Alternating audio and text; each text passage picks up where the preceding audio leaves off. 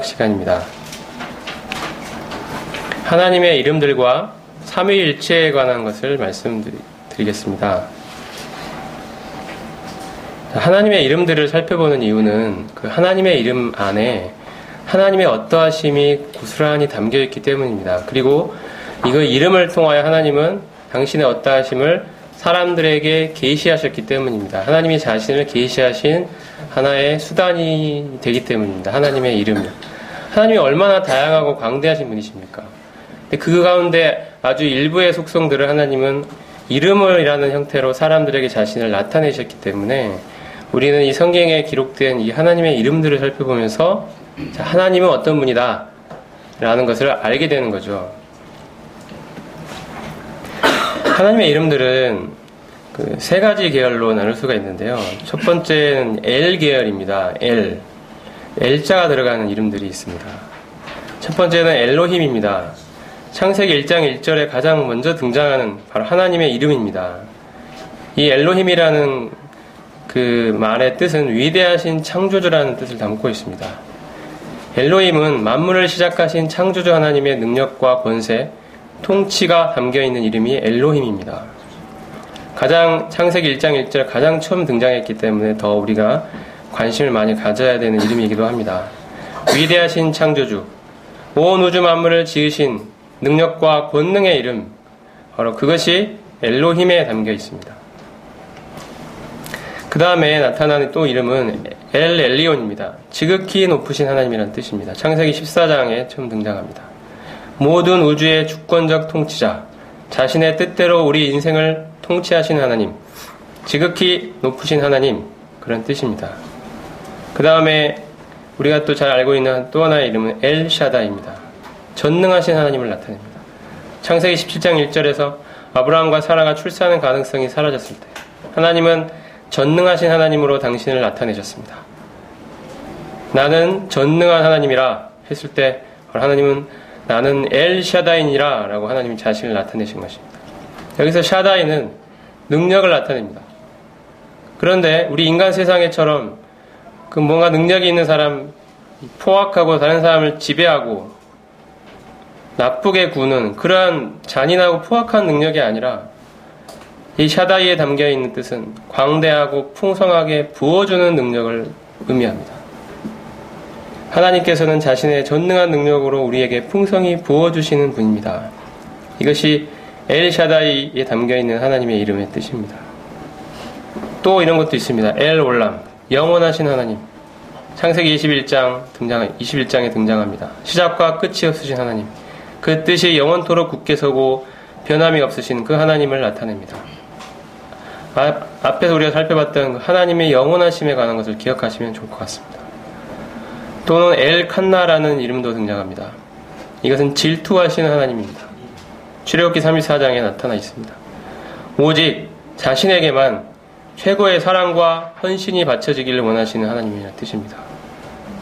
질투하시는 하나님이라는 이름으로 하나님이 자신을 나타내실 때는 바로 그 어떠한 다른 존재에는 우리가 하나님께 바치는 그러한 헌신과 사랑을 바치지 않도록 하기를 원하시는 그 하나님의 이름이 그 뜻이 나타나 있습니다. 나는 질투할 만큼 너희가 나의 아닌 다른 것에 사랑과 헌신을 나타내기를 원하지 않는다. 나는 너희가 나만 사랑하고 나에게만 최고의 사랑과 헌신을 바치기를 원한다. 나는 질투하는 하나님이다. 나는 그러한 사랑을, 최고의 사랑을 받지 않고서는 만족할 수 없는 하나님이다. 이것이 질투하는 하나님의 뜻입니다. 세상과 하나님을 겸하여 섬길 수가 없습니다. 하나님은 질투하시는 하나님이시기 때문입니다.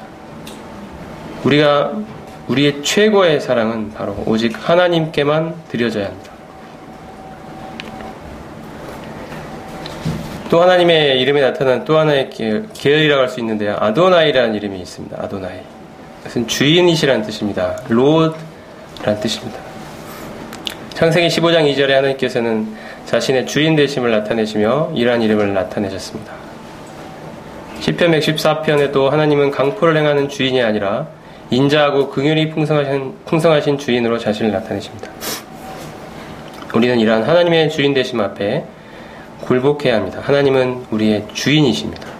아도나이, 나의 아도나이가 되시는 하나님, 나의 주인 되신 하나님, 나의 인생을 통치하시는 하나님, 당신의 주권 앞에 저를 드립니다. 제 인생을 다스려 주십시오. 이것이 우리가 아도나이 하나님을 살펴보며 하나님 앞에 드리는 우리의 고백이 되어야 될 것입니다. 세 번째 계열은 여호와라는 이름의 계열입니다. 여호와라는 이름 자체로 먼저 자신을 나타내셨죠. 아까 살펴본 것처럼 I am that I am, 나는 스스로 존재하는 자니라. 영원히 스스로 존재하는 실존자를 의미합니다. 창세기 2장 4절에 이 단어가 최초로 등장했습니다. 엘로힘과 함께 사용됐고요. 여호와라는 이름은 참고로 제사장들이 그 성전에서 경배할 때만 큰 소리로 말할 수 있었고, 다른 때에는 성경에 여호와라는 단어가 나올 때마다 이스라엘 백성들은 그 이름이 너무도 신성했기 때문에 여호와라고 읽지 못하고 아도나이라는 이름으로 바꿔서 읽었을 정도였습니다. 이 여호와라는 이름은 그만큼 하나님의 뛰어나신 권위가 담겨있는 이름이었습니다. 여호와라는 이름을 입에 담을 수가 조차가 없었던 것입니다. 그래서 아도나이로 바꾸어 불렀습니다. 그리고 헬라어를 사용하던 그 신약의 기록자들이 구약에서 바로 이 여호와, 이 아도나이로 고쳐 불렀던 그 여호와를 헬라어로 옮길 때 퀴리오스라는 단어를 사용했죠. 아도나이를 퀴리오스로 사용했습니다. 그리고 이 퀴리오스라는 이름의 그 뜻은 단어의 의미는 주인이라는 뜻입니다. 똑같습니다. 그리고 우리 예수 그리스도를 향하여 신약 성경의 기자들은 바로 동일한 퀴리오스를 사용했습니다. 그래서 예수님이 바로 하나님과 마찬가지로 우리의 주인이시라는 것을 나타냅니다. 우리 주 예수 그리스도가 되십니다. 또 구약에 나타난 하나님의 이름들 가운데는 여호와 이레가 있습니다. 우리가 잘 알듯이 상황을 미리 보시고 필요에 따라 공급하시는 준비하시는 하나님. 아브라함이 이삭을 하나님께 바쳤을 때 하나님께서는 이삭을 잡으려는 아브라함의 손을 만류하시고 대신해서 양을 통해서 바치도록 하셨던 그 미리 준비하시는 하나님, 그 여호와 이레 하나님을 나타내고 있습니다. 여호와 라파도 있습니다. 하나님이 치료하신다. 하나님은 몸과 마음의 위대한 치유자가 되십니다. 우리의 육체적 질병뿐 아니라 우리 영혼, 마음의 상처까지도 하나님은 온전하게 회복시키시는 분이십니다. 여호와 라파, 치료의 하나님이십니다. 여호와 니시, 여호와는 나의 깃발이라는 뜻인데요. 하나님께서는 육신과의 계속적인 싸움에서 승리의 깃발이 되십니다. 하나님께서는 우리의 승리가 되어주십니다. 이뿐 아니라 여호와는 평강이시다를 의미하는 여호와 샬롬, 여호와께서 거룩하게 하신다라는 뜻을 가진 여호와 메카디시켐, 또 만군의 하나님이라는 뜻을 가진 여호와 체바우트, 여호와는 나의 목자가 되신다는 걸 나타내는 여호와 로이, 여호와는 나의 의가 되신다는 여호와 치드케누, 여호와께서 바로 거기 계신다, 여호와 샴마, 하나님의 편재성을 나타내는 여호와 샴마. 이러한 이름들을 통하여 하나님은 이스라엘 백성들에게 자신의 어떠함을 나타내 주셨습니다. 그리고 이러한 이름들은 하나님이 동일하시기 때문에 오늘날 우리에게도 바로 하나님이 우리에게 이러한 하나님이 되어주십니다. 우리의 평강이 되어주시고 우리의 거룩이 되어주시고 만군의 하나님이 되어주시고 나의 목자가 되어주시고 나의 의가 되시고 내가 어디 있든지 거기 계시는 여호와 샴마의 하나님이 되어주시는 그 하나님을 우리가 소유하고 있습니다. 이 외에도 여러 가지 이름들이 있습니다만 조금 대표적인 이름들만 살펴봤고요.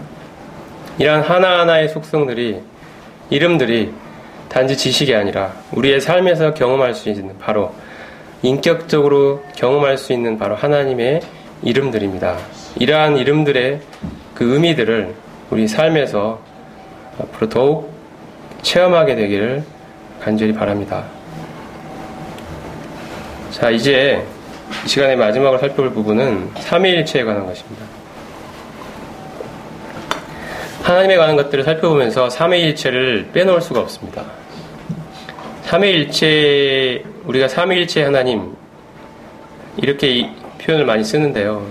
하나님의 근본적인 속성을 말할 때 이 삼위일체를 떠나서는 생각할 수가 없습니다. 성경에 삼위일체라고 기록되어 있지는 않습니다만 하나님께서 성령을 통하여 그동안의 지혜로운 영적인 지도자들을 통해 이 삼위일체라는 그 교리를 우리에게 전달해 주도록 하셨습니다. 그래서 하나님을 이해하는 하나의 열쇠입니다. 물론 성경에 기초한 것이죠.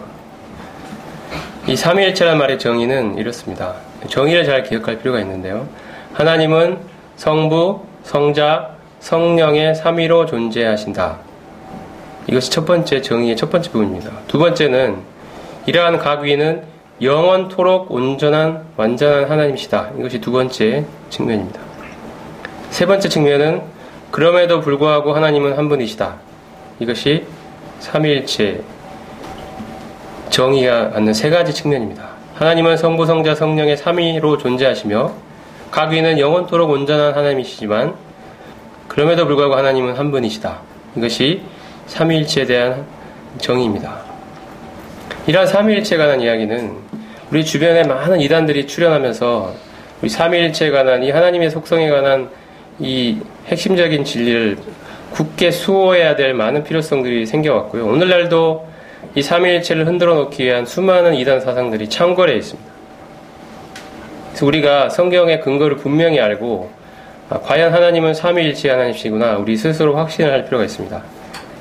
구약에는 하나님의 복수 형태가 암시되어 있습니다. 삼위일체에 관한 분명한 계시가 나타나 있지는 않지만 그 하나님의 복수 형태, 복수 형태로 하나님을 표현하는 것들이 암시적으로 나타나 있습니다. 먼저 창세기 1장이나 3장, 이사야 6장 등의 경우에 우리라는 표현, 하나님께서 우리라는 표현을 했습니다. 내가 우리의 형상을 따라 우리가 사람을 만들고 또 우리 중 하나같이 되었으니 누가 우리를 위해 갈고, 이것은 하나님 스스로를 하나님이 부르시는 우리라는 이름입니다. 그것은 뭔가 단일하지만 않다는 뭔가를 나타내죠. 뭔가 복수 형태가 있다는 것을 알게 해줍니다. 반드시 삼위일체같이 이렇게 딱 떨어진 그런 것을 알 수는 없지만 뭔가 이 복수 형태가 있다는 것을 암시하고 있고요. 그 다음에 성부 성자에 대한 언급도 있습니다. 시편 110편에 보면 여호와께서 내 주에게 말씀하시기를 이렇게 하십니다. 여호와는 성부 하나님이시고 또 내 주라고 표현된 또 하나님과 같은 분이 있습니다. 이것은 우리가 지금 알기로는 성자 하나님을 예수 그리스도를 나타냅니다. 여호와께서 내 주에게 이런 표현들이 있고요. 그 다음에 성령에 대한 언급도 있습니다. 이사야 63장에 보면 주의 성령을 근심하게 하였으므로, 이사야 61장에도 주 여호와의 영이 내게 내리셨으니 성령에 대한 언급도 나타나 있죠. 창세기 1장에도 여호와의 신이 수면 위에 운행하시니라, 이렇게 창조 사역에도 성령께서 함께 참여하셨음을 알 수가 있습니다. 삼위에 대한 언급도 있는데요. 이사야 48장에 보면 주 여호와라는 표현이 등장하고 내가 등장하고 그의 신이라는 표현이 등장하는데, 이것은 주 여호와 곧 성부 나는 성자를 일컫고 그의 신은 성령을 일컫는다는 사실을 알 수가 있습니다. 우리가 삼위일체라는 오늘날의 빛으로 보면 확연하게 알 수가 있습니다. 이것은 성부, 이것은 성자, 이것은 성령을 가리키는 거구나 라는 알 수가 있습니다. 신약에는 이 삼위일체에 관한 보다 직접적인 계시가 나타나 있습니다. 예수님이 침례 받으실 때 마태복음 3장에 보면 예수께서 침례를 받고 올라오실 때 성령께서 내려오시고 성부 하나님께서 아들이라고 말씀하시는 장면이 나옵니다. 성부와 성자와 성령께서 함께 그 자리에 계셨죠. 또 마지막 지상 사명을 보면 아버지와 아들과 성령의 이름으로 침례를 베풀라는 이 마지막 지상 사명 가운데 이 삼위일체 하나님이 분명하게 이름이 언급되어 있습니다. 그리고 고린도서 12장을 보면 은사와 관련해서 하나님, 삼위 하나님의 일하심이 있는데요. 은사는 여러 가지나 성령은 같고 직분은 여러 가지나 주는 같으며 주는 예수 그리스도시죠. 또 사역은 여러 가지나 하나님은 같으니 하나님은 성부 하나님입니다. 그래서 성령과 성자와 성령에 관한 은사와 관련된 이 삼위일체 하나님의 일하심이 동시에 기술되어 있습니다. 고린도서의 마지막 인사에서도 주 예수 그리스도의 은혜와 하나님의 사랑과 성령의 교통하심이 너희에게 있을지어다. 이렇게 하나님 성부 성자 성령을 동일한 선상에 놓고 그들에게 안부를 전달하고 있습니다. 베드로전서의 서두에도 하나님 아버지의 미리하심을 따라 성령의 거룩하게 하심으로 순종함과 예수 그리스도의 핏부림을 얻기 위하여라고 성부 성자 성령이 이제 동시에 언급되어 있습니다. 유다서에도 보면 성령으로 기도하며 하나님의 사랑 안에서 자신을 지키며 우리 주 예수 그리스도의 긍휼을 기다리라 하고 말하고 있습니다. 이러한 내용들이 신약에는 보다 직접적으로 삼위일체가 나타났다는 사실을 보여줍니다. 자, 여기서 좀 더 살펴볼 내용들이 있는데요. 삼위일체라는 것이 의미가 뭔지 조금 더 살펴보겠습니다. 좀 더 구체적으로. 먼저 첫 번째 측면, 하나님은 성부, 성자, 성령의 삼위로 존재하신다.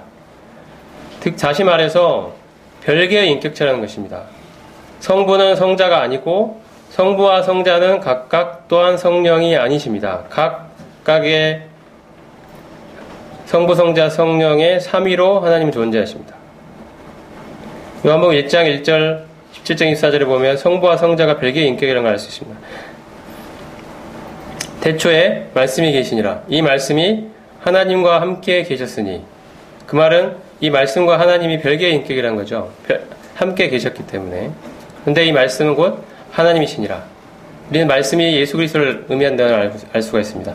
성자 하나님이 태초부터 성부 하나님과 함께 계셨는데 이 성자 하나님 또한 하나님이시다. 이것을 나타내줍니다. 예를 들어서 대표적으로 그런 말씀들이 있습니다. 성부와 성자가 별개의 인격체라는 거죠. 요한복음 14장 16절 7절에 보면 성령을 보내주시겠다 하시면서 내 아버지께서 내 이름으로 보내실 성령, 그가 너에게 모든 것을 가르치시고, 이렇게 나옵니다. 성부 하나님이 계시고요. 성자 하나님이 계시고, 성부 하나님이 성자 하나님의 이름으로 보내실 성령이 있으시다는 것입니다. 성부와 성자와 성령은 별개의 인격이십니다. 이 사실이 먼저 중요합니다. 삼위일체를 이해할 때, 삼위의 별개의 인격으로 존재하시구나. 성부와 성자와 성령이. 자, 그 다음에 두 번째 측면, 이 각 위는 영원토록 완전한 하나님이시다는 것입니다. 여기서 영원토록 완전하다는 사실이 중요합니다. 그리고 하나님이라는 사실이 중요합니다. 이 단어 하나하나가 굉장히 엄밀하게 선택된 단어들입니다. 먼저 성부는 하나님이시라는 측면인데요.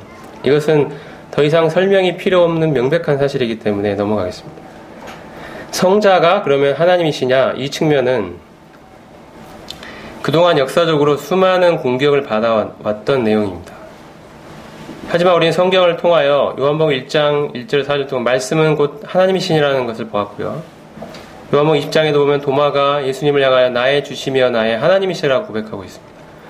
디도서 2장에도 보면 우리의 크신 하나님 구주 예수 그리스도라고 그분을 부르고 있습니다. 로마서 9장 5절에도 보면 그리스도는 세세의 찬양을 받으실 하나님이시냐. 이사야 9장에도 전능하신 하나님이라고 그 아기에 대해서 표현하고 있습니다. 골로새 2장에도 보면 그 안에는 신상의 모든 충만이 육체로 거하셨다고 말합니다. 계시록 22장에도 보면 나는 알파와 오메가여 처음과 마지막이여 시작과 마침이라. 이렇게 말씀하실 수 있는 분은 하나님 외에는 없습니다. 예수님이 스스로 내가 처음과 마지막이다. 시작과 마침이다. 알파 오메가다. 이런 선언은 오직 하나님만이 하실 수 있는 선언입니다. 이러한 대표적인 말씀들을 통해서 우리는 성자 또한 바로 하나님이시라는 사실을 알 수 있습니다. 그 다음에 성령 역시 하나님이십니다. 성령이 어떤 하나님의 기운이나 어떤 이런 게 아니고 그 자체로 인격체이시며 하나님이시라는 거죠. 마태복음 28장에 앞에서 본 대로 아버지와 아들과 성령의 이름으로 세례를 베풀라고 말씀합니다. 성부와 성자와 동일선상에 성령을 놓고 있습니다. 사도행전 5장에 보면 아나니와 삽비라에 대해서 네가 성령을 속이고 라고 처음에 이야기했다가 사람에게 거짓말한 것이 아니오 하나님께로다 라고 베드로가 말하고 있습니다. 즉 성령, 속인 것, 하나님을 속인 거라는 거죠. 성령이 역시 하나님이시라는 또 하나의 증거가 됩니다.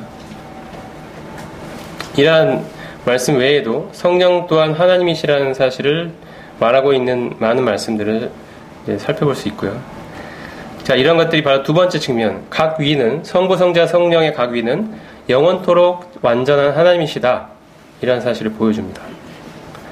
세 번째, 하나님은 한 분이시다. 라는 것이 또한 삼위일체가 갖고 있는 의미의 일부입니다. 목적과 생각의 동일함을 말하는 것입니다. 하나님은 한 분이시다. 본질과 본성에 있어서도 하나라는 사실을 내포하고 있습니다. 이것은 상호 내재라는 그런 표현을 통하여 보다 좀 더 구체적으로 살펴볼 수 있는데요. 어떻게 별개이면서도 하나라고 말할 수 있느냐? 그것은 바로 아버지께서 아들 안에 계시고 아버지께서 아들 안에 계시고 아들이 또한 아버지 안에 계시는 이 상호 내재의 이 관계를 통해서 하나라고 말할 수 있는 것입니다. 하나님은 한 분이라고 말할 수가 있습니다. 여기서 중요한 것이 별개이면서도 상호 내재라는 것입니다. 별개가 아니라 서로 융합된 어떤 인격으로 하나로 계시다는 것이 아니고 별개이시지만 별개의 인격체이시지만 상호 내재를 통해 본질과 본성의 하나됨을 우리에게 보여주신 것입니다. 동일성을 가지게 되었습니다. 역시 우리가 머리로 다 이해할 수 없는 하나님의 삼위일체에 관한 신비입니다. 하나님은 오직 한 분의 하나님만 계시다고 성경은 말합니다. 디모데전서 6장에 보면 하나님은 복되시고 홀로 한 분이신 능하신 자라고 말합니다. 고린도전서 8장에도 하나님은 한 분밖에 없는 줄 아노라고 고백합니다. 이처럼 삼위일체가 갖고 있는 이 세 가지 측면은 우리가 머릿속에 잘 기억할 필요가 있습니다. 하나님은 성부, 성자, 성령의 삼위로 존재하신다. 이 각 위는 영원토록 완전한 하나님이시다. 그럼에도 불구하고 하나님은 한 분이시다. 이것이 삼위일체가 갖는 의미이고 성경에 나타난 하나님의 계시를 우리가 어느 정도라도 이해할 수 있는 수준으로 이 단어로 표현을 해놓은 것입니다. 물론 100% 이해할 수는 없죠. 이건 우리 인간의 머리를 넘어선 신비의 영역에 있기 때문입니다. 그래서 잘못된 이해를 좀 살펴보면요.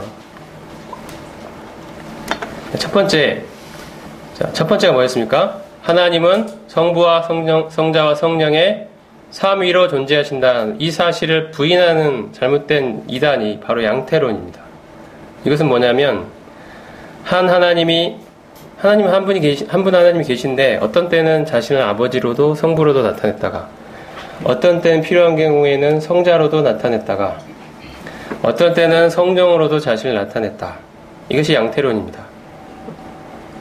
삼위일체가 이해하기 힘드니까 여러 가지 것들을 설명하기 위해서 여러 가지 이론들이 동원이 되고 설명들이 동원이 되고 많은 비유가 동원이 되고 예를 들면 저희가 아침에 회사에 갔을 때는 저는 부장이고 끝나고 집에 오면 남편이 되고 또 교회에 오면 뭐 형제가 된다. 그러면 그런 이해입니다. 똑같은 사람인데 어떻게 자기를 그 역할에 따라 나타내냐에 따라서 성부로도 보였다가 성자로도 나타났다가 성령으로도 나타내신다. 이것이 삼위로 별개의 인격체로 존재하신다는 첫 번째 사실을 부인하는 하나의 이단적인 사상, 양태론을 나타내는 것입니다. 여러 가지 설명들이 많이 있죠. 뭐 물이라는 실체는 동일한데 얼리면 얼음이고 녹으면 물이 됐다가 더 끓이면 수증기가 된다. 이런 것처럼 뭐 성부, 성자, 성령도 본체는 동일한데 어떤 상태에 있느냐에 따라서 성부도 됐다가 성자도 됐다가 성령도 된다. 뭐 이런 식의 생각들. 뭐 이런 여러 가지 비유들을 많이 있는데요. 비유들은 하나같이 다 부족합니다. 그 다음에 두 번째가 뭐였냐면 그 각 성령의 성부, 성자, 성령의 각 위는 영원토록 완전한 하나님이다 라는 거였습니다. 이것을 부인하는 게 또 이단들이 그동안 많이 창궐했는데 지금도 있습니다. 이것은 성부 하나님의 하나님 되심을 부인하기는 어려웠고, 어디에 포커스가 주로 갔냐면 성자 또는 성령, 그 중에서도 성자에 관한 것이었습니다. 성자께서 영원히 완전하신 하나님이시라는 사실을 부인하는 이단 사상들이 있었습니다. 첫 번째 살펴볼 수 있는 것이 양자론입니다. 이것은 예수님은 어느 순간에, 예수님 태어났죠? 그냥 인간이었습니다. 어느 순간에 하나님이 아들로 딱 양자를 삼았다는 것입니다. 그래서 인간 중에 뛰어난 존재를 만들어줬다. 그게 양자론입니다. 그러므로 예수님은 하나님이 결코 아닌 거죠. 그냥 뛰어난 인간에 불과합니다. 그 전에는 존재하지도 않았습니다. 역사의 어느 순간에 그냥 평범한 사람으로 왔는데 하나님이 특출하게 여기셔서 양자로 아들로 딱 불러주셨다. 이런 겁니다. 이게 양자론이고요. 그 다음에 조금 더 복잡한 게 아리우스주의라는 것입니다. 이것은 4세기를 무렵에 등장했던 아리우스라는 사람이 주장했던 것인데요. 예수님은 하나님이 창조하신 초자연적 존재다. 인간도 아니고 하나님이라고 할 수도 없는 뭔가 그런 초자연적 존재인데 굉장히 뛰어난 슈퍼파워를 가진 기적도 막 베풀 수 있는 그런 존재인데 하나님은 아니라는 것입니다. 그리고 그 존재를 하나님이 만드셨다는 것입니다. 그러니까 피조되지 않은 하나님이라는 그 속성은 거부하는 거죠. 그래서 특히 성경에서 하나님께서 모든 피조물보다 예수님을 표현할 때 이제 마다들 뭐 이런 표현들을 이해하면서 이렇게 설명을 했던 것입니다. 그리고 성자 종속설이라는 게 있는데 이건 뭐냐면 예수님이 하나님이라는 사실은 인정합니다. 근데 하나님인데 본질상 성부 하나님과 동일한 분은 아니시라는 것입니다. 본질상 열등하시다는 것입니다. 성부보다 열등한 성자 하나님을 인정하는 것입니다. 여기는 이제 하나님이지만 동등하신 분은 아니다. 이제 이렇게 보는 거죠. 본질상 열등하다.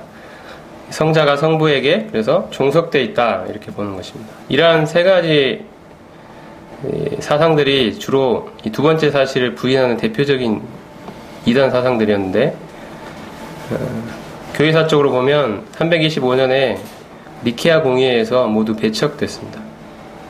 그리고 381년에 또 다른 공의회가 있었는데 콘스탄티노플에서 열린 공의회에서도 이 사실이 다시 한번 재확인됐습니다.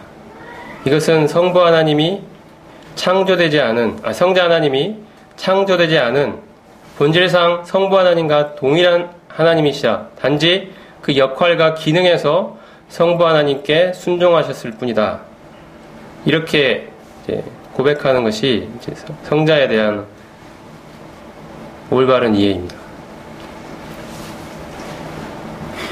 오늘날도 여러 주변의 여호와의 증인이랄지 이러한 이단들이 바로 우리 예수 그리스도의 하나님 되심을 거부하고 부인하고 있습니다. 바로 역사적으로 등장했던 이런 이단들의 현대적 재현이라고 할 수가 있습니다. 이러한 것들이 얼마나 잘못된 건지를 알고 성부 하나님, 성자 하나님, 성령 하나님 모두 본질상 동일하신 하나님이심을, 그것도 영원토록 영원전부터 영원히 완전한 하나님 되심을 부인해서는 안 될 것입니다. 그리고 세 번째가 뭐였죠? 세 번째가 이러한 삼위 하나님은 한 분이시다는 것입니다. 하나님의 단일성, 동일성을 의미하는 것입니다. 이것을 부인하게 되면 삼신론으로 전락하는, 삼신론은 뭐냐면 그냥 세 하나님이 있다는 것입니다. 이해하기 편하게. 뭐 상호 내재를 통해 서로 동일성을 획득하시고 한 분 하나님이셨고 이런 이해가 잘 안 되니까 하나님 세 분이야. 성부, 성자, 성령 딱 이렇게 있어. 그걸로 끝. 됐지? 이게 이제 삼신론이거든요. 성경은 분명하게 말합니다. 하나님은 한 분이시다. 이러한 삼위일체 교리는 구원과 관련해서 예수님이 피조물에 불과하다면 인류를 대속할 수 없다는 사실에 있어 중요성을 갖습니다. 죄 많은 피조물이 다른 죄 많은 피조물을 대속할 수가 없죠. 예배와 관련해서도 예수님이 피조물에 불과하다면 우리는 예수님께 대한 경배를 드려서는 안 될 것입니다. 그것은 우상 숭배입니다. 하지만 요한계시록을 보면 많은 피조물들이 성자 되신 예수 그리스도, 어린 양 되신 예수 그리스도께 꿇어 엎드려 경배하고 있습니다. 이것이 예수님이 성자 하나님께서 바로 온전한 하나님이시라는 것을 나타내 줍니다. 침례와 관련해서 우리는 삼위일체 하나님의 이름으로 침례를 받습니다. 우리가 침례를 받는 그 이름은 성부 하나님 뿐만도 아니요, 성자 하나님 뿐만도 아니요, 성령 하나님 뿐만도 아닌 성부와 성자와 성령 삼위일체 되신 하나님의 이름으로 침례를 받기 때문입니다. 그 어느 것 하나도 빠질 수가 없습니다. 그리고 하나됨과 관련해서도 우리가 교회에 있어야 될 어떤 하나됨, 혹은 남녀 사이에 또 형제와 자매 사이에 하나됨, 이러한 하나됨들, 교회에 특별히 있어야 될 이 하나됨의 모본이라고 할 수가 있습니다. 본질상 동일하지만 기능과 역할에 있어서 질서가 있었던 그 모습, 또 다양하지만 하나됨을 이루셨던 바로 그 모습, 그것이 오늘날 우리 교회 안에 있어야 될 하나됨의 모본이 됩니다. 그 다음에 성화와 관련해서도 성부께서는 우리를 따로 자신의 목적을 위해서 따로 구별해 내셨고, 이게 이제 거룩의 출발입니다. 성자께서는 부활하신 능력으로 성화의 원동력을 우리에게 주셨습니다. 성령의 실제적 능력은 우리가 실제 삶에서 죄를 이기게 되는 원천이 되어집니다. 성화와 관련해서도 성부 하나님, 성자 하나님, 성령 하나님께서 우리의 성화를 위해서 일하십니다. 결론을 말씀드리면 이러한 삼위일체 교리는 하나님의 본질에 관한 신비의 영역에 있습니다. 삼위일체를 설명하기엔 많은 비유들이 동원이 됐는데요. 비유마다 모두 다 결함이 있습니다. 그래서 인간의 언어로 표현해낼 수가 없습니다. 억지로 표현해내려다가 이단으로 많이 빠졌습니다. 그러므로 우리에게 필요한 자세는 이 진리는 인간의 머리로 온전히 이해하기가 불가능하다는 사실을 인정하고, 이것은 하나님의 신비의 영역에 있음을 알고 믿음으로, 하나님은 성부, 성자, 성령의 삼위로 별개의 인격으로 존재하시고, 이 세 위격은 영원토록 완전한 하나님이시며, 그럼에도 불구하고 하나님은 한 분이시다라고 고백하는 이 삼위일체에 관한 사실을 믿음으로 우리가 받아들이고 그 하나님 앞에 굴복하는 그런 태도가 중요합니다. 삼위일체를 마치면서 요한계시록에 나타난 하나님께 대한 찬양을 한번 저희가 살펴봤으면 좋겠습니다. 요한계시록에는 성부와 성자를 향한 많은 피조물들의 찬양이 아주 감동적으로 기록되어 있습니다. 네 생물도 나오고요, 24장로도 나오고요, 수많은 천군천사도 나오고, 구원받은 그런 백성들이 하나님, 그 성부 하나님과 성자 하나님께 꿇어 엎드려서 그 성부 하나님과 성자 하나님께 찬양을 올려드리는 아주 감동적인 장면들이 군데군데 연출되어 있습니다. 나타나 있습니다. 4장에 보면 우리 주 하나님이여 영광과 존귀와 권능을 받으시는 것이 합당하오니 주께서 만물을 지으신지라 만물이 주의 뜻대로 있었고 또 지으심을 받았나이다. 성부 하나님을 찬양하고 있습니다. 두루마리를 가지시고 그 인봉을 떼기에 합당하시도다. 성자 하나님에 대한 찬양이죠. 일찍이 죽임을 당하사 각 족속과 방언과 백성과 나라 가운데서 사람들을 피로 사서 하나님께 드리시고 그들로 하나님 앞에서 나라와 제사장들을 삼으셨으니 그들이 땅에서 왕노릇 하리로다. 이렇게 성자 하나님을 찬양하고 있습니다. 죽임을 당하신 어린 양은 능력과 부와 지혜와 힘과 존귀와 영광과 찬송을 받으시기에 합당하도다. 보좌에 앉으신 이와 어린 양에게 찬송과 존귀와 영광과 권능을 세세토록 돌릴지어다. 아멘. 이런 찬양들을 성부와 성자께 올리고 있습니다. 구원하심이 보좌에 앉으신 우리 하나님과 어린 양에게 있도다.